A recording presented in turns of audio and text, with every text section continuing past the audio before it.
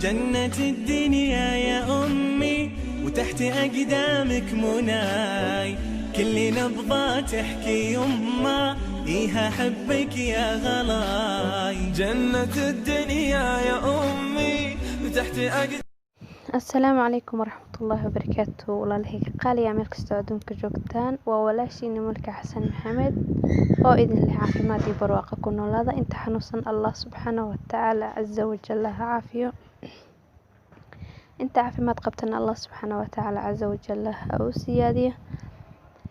maanta waxaan idin wadaa qisadii aan soo galiyay maalin dhaweeto ee kala go'day. waxay ahayd qiso haaf ah insha Allah biidnillaahi alkariim.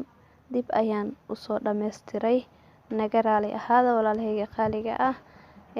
waadna ku mahadsantihiin daawashadiina iyo sida wacan ee wanaagsan aad i dhiirigelisaan mar walba aad i garab taagan tihiin. shukran jazaakallahu khayr jazaa. waadna ku mahadsantihiin daawashadiina. insha Allah kusoo dhawaada qisadoo dhameystiran. waxay ku dhahday gabadhii bax guriga ka bax, iska bax walaalow. markuu albaabka ka furay kadib ayuu wuxuu ku dhahay haddii aan baxo oo leega hor imaado oo sidaas ay nimankii ugu dilaan ka waran. kadib gabadhii waxay dhahday waa runtaa, iska joog, iska seexa, anaa xalinayo, walaalkeen anaa banaanka u taagnaanayo. gabadhii sidee banaanka u taagneed ayuu waagu ugu bariyay. uu soo kacay, salaad suuxuu tukaday, quraacay sameysay, wuu quraacday, kadibna wuu iska baxay. ayadana markay quraacay sameysay way iska seexatay. kadib waxaa go-aan ku gaaroo dhahay inaan maalmo aan jabiga u dajiyo. way isoo wacday, waxay i dhahday guriga soo noqo. anna waxaan ku dhahay ma soo noqonaa, shaqo ayaa ii taalo.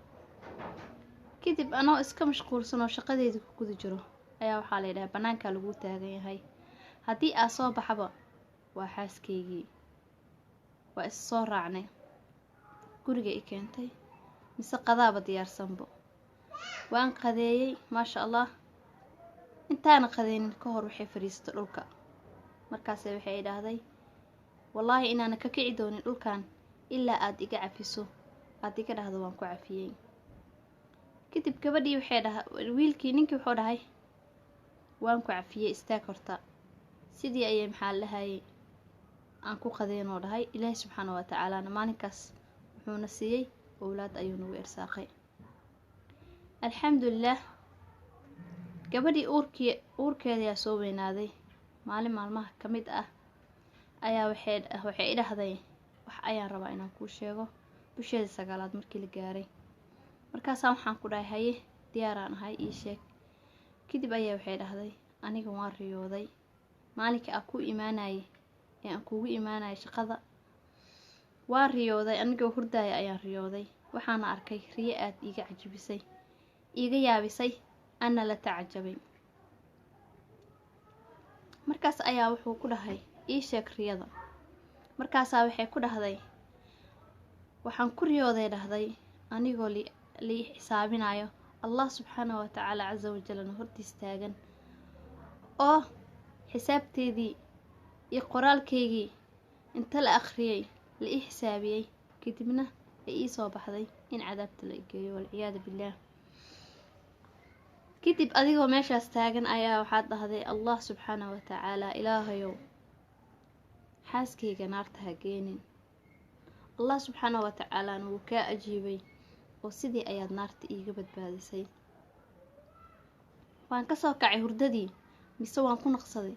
waxay noqotay hurdo inta laga soo kacay lagu naqsaday, haddana meesheedii ka bilaabanaysa riyada. haddana hurdadii markaa ku naqsaday ayaa waxaan arkay waxaa ii dhawaaqay waxaanan arkeynin. waxaana la ileeyahay siduu ninkaaga kuu jecel yahay muu jeedaa, wuxuu kaa badbaadiyay naar oo xanuunkeeda uu daran yahay. qofkii la geliyana ciqaab aysan u dhineenin. kadib ayaa waxaan dhahay, markaas ayaa waxaa laygu dhahay waxaa lagugu arsaqi doonaa 2 wiil oo mataana ah. waxaad u bixisaa xasan iyo xuseen. haddana soo raaligeli ninkaaga oo Allah subxaanahu wa ta'ala ka cabso. asaga kuuma ogola xitaa inay cadaab ku taabato, aad ayuuna kuu jecel yahay. sidii ayaan riyadii ayaan ka soo kacay. sidaas ayaana maalinkaas kuugu imaaday dhahday ninkaygiio waxaan kaa rabaa haddii 2 wiil ay noo dhashaan inaad u bixisid xasan iyo xuseen ma igu waafaqday kadib ayaa wuxuu dhahay waan kugu waafaqay ayuu i dhahay sidii ayaanan maxaa la dhahayay wiilasheenii ugu bixinay xasan iyo xuseen ugu bixinay magacan jannati ah maalinkaas ayuu ii baxay ayuu leeyahay ninkii ilaahay subxaanahu wa tacaala ha ka raali noqdo ilaahay subxaanahu wa tacaalana ehelkaas ahlu janno ha ka yeelo annagana allah subxaanahu wa tacaala caza wajalla jannada ha nagu kulmiyo kuwa jannada galana allah naga dhigo